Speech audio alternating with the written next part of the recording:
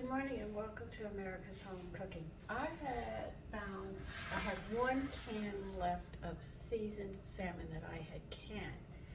And I proceeded to see if I could make salmon cakes out of it and I would get good flavor out of it. And it's turning out that it is. I put in a bell pepper chopped with a pint jar that I had canned of salmon. And also I put in 1 onion. And I put in about a good tablespoon of black pepper, and I put 1 hot pepper in it because I don't want it too hot. Right now I'm boiling some potatoes, and when they're done I'm going to mash them up and mix it up in here. Then I'm going to be adding flour till I get the texture that I want. Now I don't know where I put my Sam Cannon recipe to tell you that, but I will show you this recipe, at least this part. Now I know that I'm trying, it smells so good, and I can't even remember the seasonings I put in because I'm going to be canning in the autumn again when it comes to salmon, so I will give you the recipe then, but I'm going to show you how this one's coming together. It's really, really good. I think I put onion powder, garlic. I just really can't find it right now, and I'm sort of on a schedule rushing today. So anyway, I'm going to show you at least what the texture looks like, because it's really, really good. I'm trying to get the potatoes done, and then I'll show you how the flour works with it. So at least when I show you how to can the salmon, you'll already have this.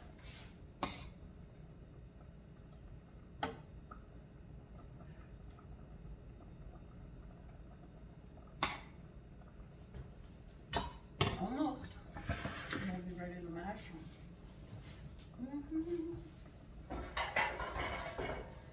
Now the flour I'm going to use to mix with it is all-purpose, and the reason I use potatoes and flour is because I use flour when I make fish cakes, but my husband uses flour. So between the potatoes and the flour, we decided we'd each cut back 50% and put it together, and that's what we came up with this recipe. It's now a family recipe.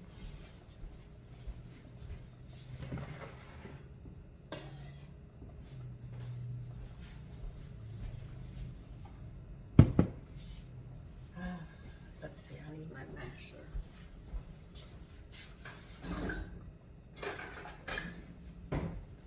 I'm not using a ton of potatoes because I want the fish flavor to come out. And you can drown your fish flavor completely out if you use too many potatoes or too much flour.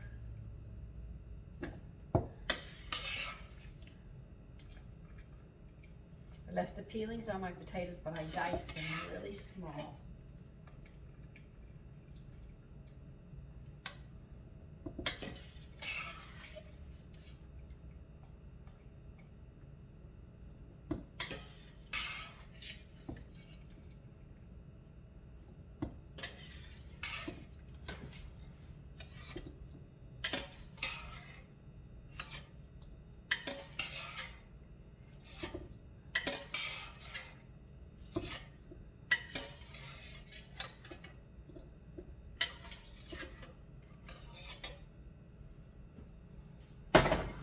Okay, this is about how many potatoes I put in. Very, very little. To me, it's a little because my family's a big eater. Okay, now, on a side note, let's say, I've had 2 problems with my ovens, okay? Number 1, it had to be calibrated, so I was offline for a while with it. And then, my door went. Now, when your oven door goes, it's because of the spring, but there are some rules to an oven door that I did not believe people did. People use the oven door to climb up on, to get to the higher shelves. Do not stand on the oven door. You will break the springs, and then the door doesn't close all the way, and then anything you bake isn't going to come out. Another thing is when you sit there and use your oven door, let's say you have muffins here, and you go to take the muffins out, you put them on the door. You do not put them on the door. You make sure that you have a mat or you put it on top of the stove. Never put anything on this oven door, and do not climb on it. And I can tell you point blank, it will not be covered if you have appliance insurance.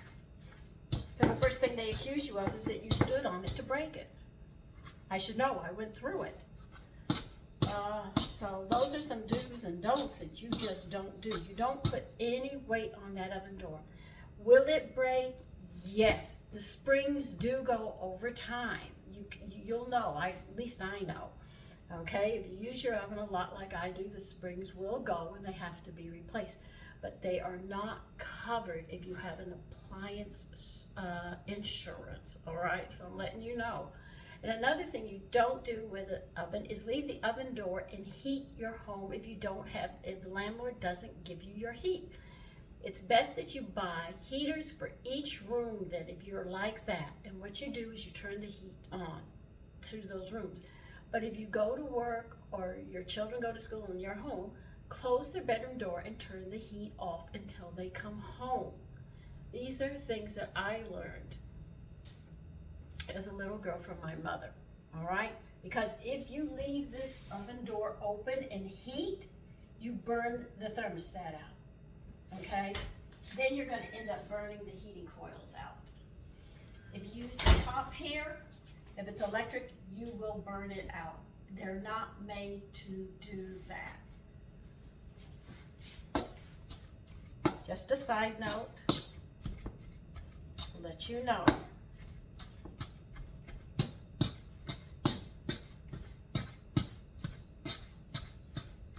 And you can buy heaters, because that's what my mother did. When we went to school, she cleaned our bedrooms and she closed the door. And we only had one heater in a 3-bedroom house, and that heater was in the living room. Now, if she's cooking and stuff, the house will heat up while she's cooking.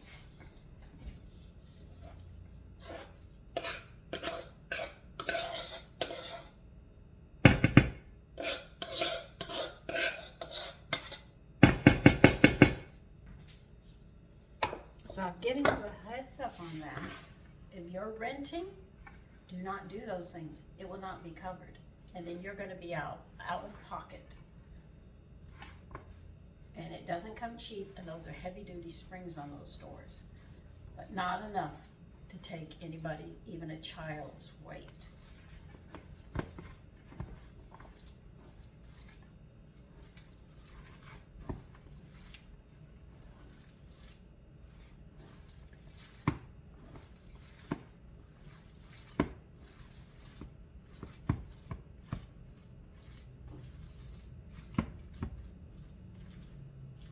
I'm sorry I can't find my recipe right now because this really smells good.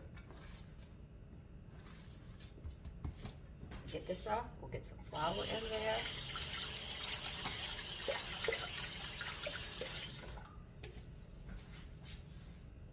Remember, the object is to get a nice texture that's going to hold it together. But at the same time, you don't want so much that you drown out the flavor of the seasoned salmon that you have. That's the trick of this whole recipe.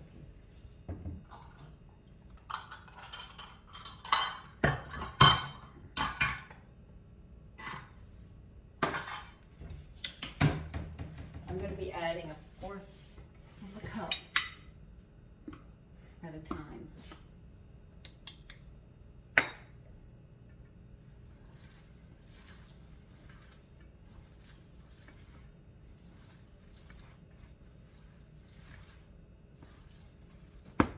And when you put your chop a hot pepper up, I only put 1 in. But if you like them really hot, you can add an extra 1.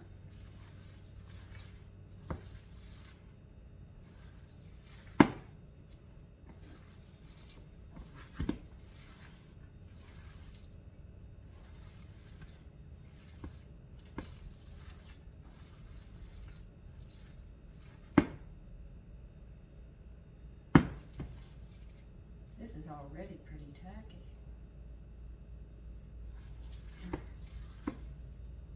Got good texture to it.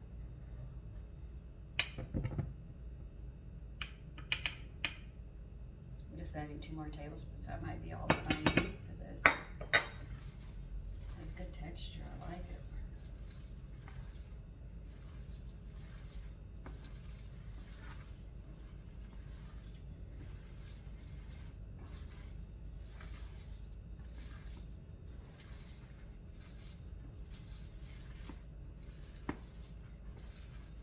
I hope everybody had a wonderful day yesterday.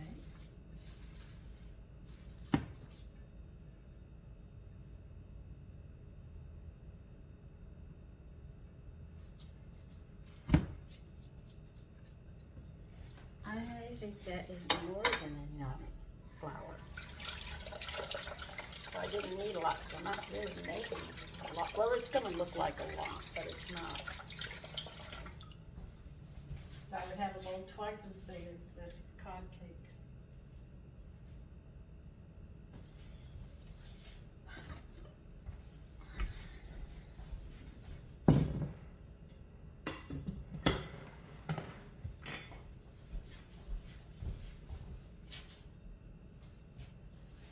Okay, we'll get a pan and we'll start in.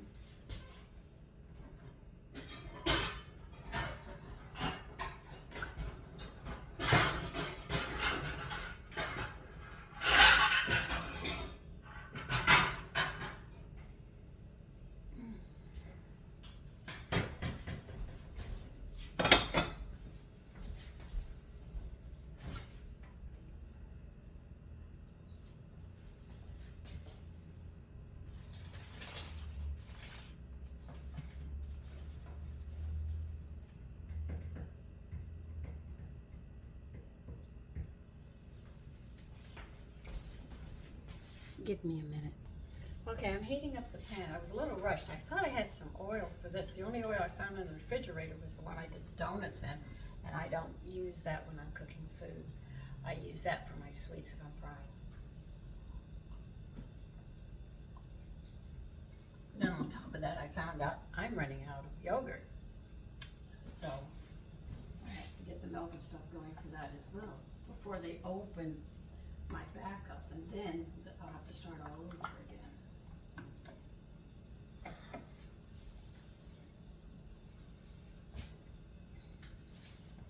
And I'm a bit hungry, so I'm sort of rushing.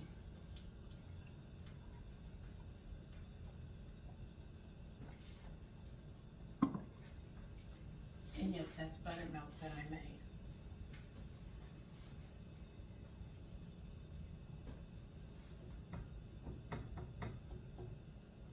That's taking a long time to heat up.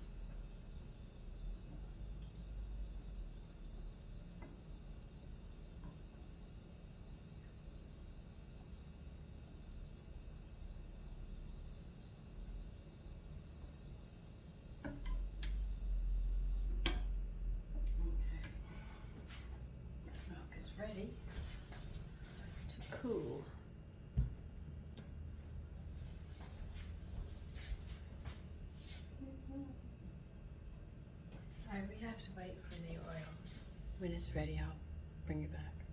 Okay, I'm getting ready to put them in. See if it's hot. Yep, it's hot.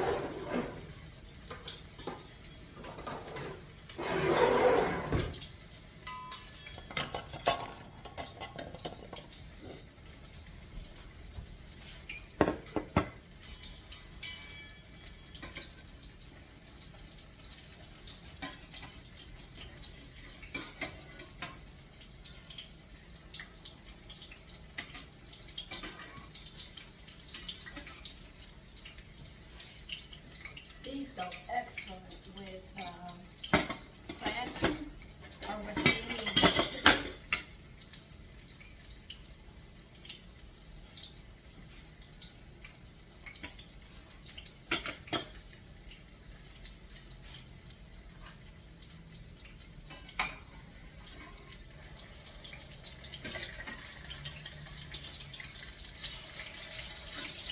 And they're like a brick color because the salmon is red and you don't add so much flour and potato, but you add enough just to get that texture.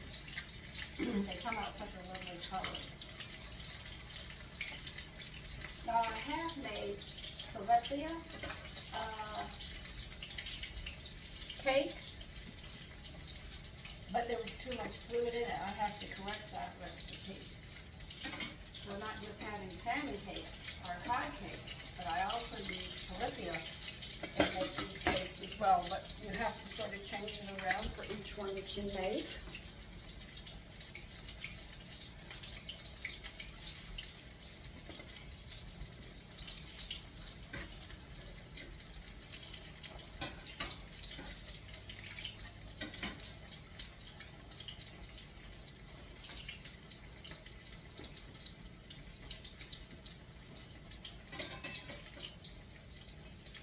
I know that my mother-in-law, she used to sit there and make a hot sauce to go with it.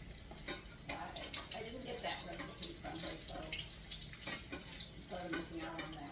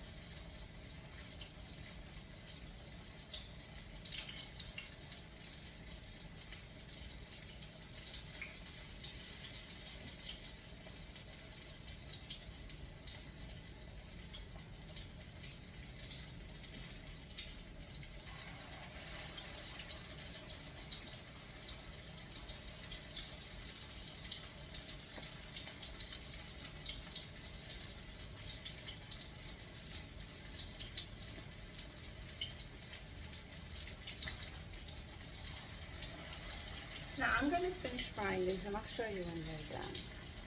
And here are my salmon seasoned cakes. Take care and have a lovely day.